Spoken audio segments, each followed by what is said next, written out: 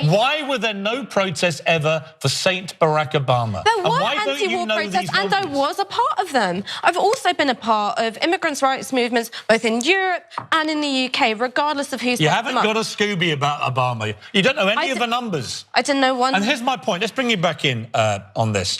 Oh my God! Did you find Obama deporting 3 million people unconscionable? You haven't split up many families. Yes, I did, and that's why. Where was your protest march against that when he came to the country? And that's why I also. But if you feel so strongly about it, Ash, where was your protest march against Obama? If you found that unconscionable too, where was the march? You do not have to go out and march against everything in order to make a point about one thing. No, if you find them both unconscionable and it's the same issue, you have to march twice, don't you? I would actually encourage you to maybe check out some of the other work they've done where I've been intensely. Tell you what I'd do, Ash, I'd go and check out some basic facts about your hero, Obama. He's not my hero. I'm a communist, you idiot.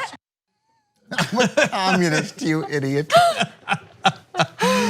And look, I'm sorry, but he had that coming because she's trying to have a conversation that is intelligent and nuanced.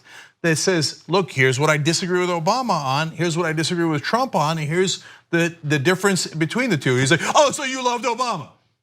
No, I just said I didn't love Obama. So you thought he was a saint. I just told you how many times I criticized him and I don't agree with him. Okay, so that's why you liked him. Oh, for God's sake. Right, none of it makes any sense. He says something and she responds to it and he cuts her off and says something else. Then she responds to that and he cuts her off. And it's not even an actual conversation. It's not a conversation. It's not even. No, he wasn't interested in a conversation. And he definitely wasn't interested in hearing anything she had to say. He was upset that there is a person who's supportive of the protests that are happening against Trump in the UK right now. Oh, hello. What are you glued to, Cameron? Just your screen, unfortunately. Unfortunately? What do you do for a living, Cameron? I'm a carpenter. A carpenter, right. So how safe is that for the climate?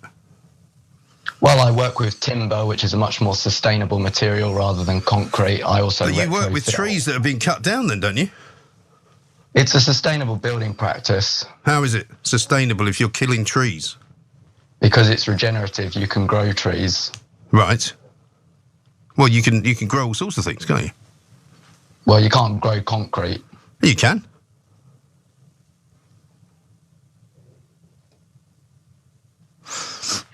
See you, Cameron. Cheerio. That was Cameron. He grows trees and then cuts them down and then makes things from them. Brilliant, marvelous. I don't think I ever want to talk to any of those people. The CEO of Smithfield Foods, Dennis Organ. Dennis, it's great to have you this morning. Thanks very much for joining us. Can you tell us where you are in terms of that rash of coronavirus cases that hit your South Dakota operation? Well, Merry Christmas, Maria. Thank you so much for having me on. And I really do want to emphasize the heroic efforts of these folks. They've been getting sick for, really just trying to provide for their families. Frankly, we might bear some responsibility for that. In addition to the outbreaks that are happening at our plants, our industry poses a serious threat in effectively bringing on the next pandemic. With CDC data showing that 3 or 4 infectious diseases come from animals, and the conditions inside of our farms can sometimes be petri dishes for new diseases. Hog farming also causes immense harm to our air and waterways. We're actually pledging now $500 million a year starting in 2021 to mitigate some of these impacts.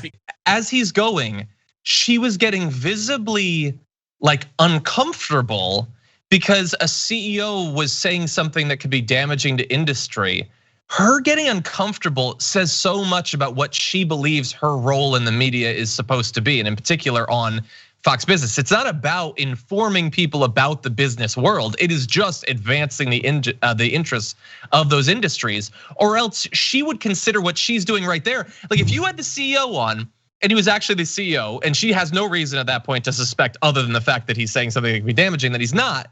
This would be an amazing get by you, a journalist who's really getting to the truth of what's happening in these industries, but she's uncomfortable about the fact that she might be exposing the truth.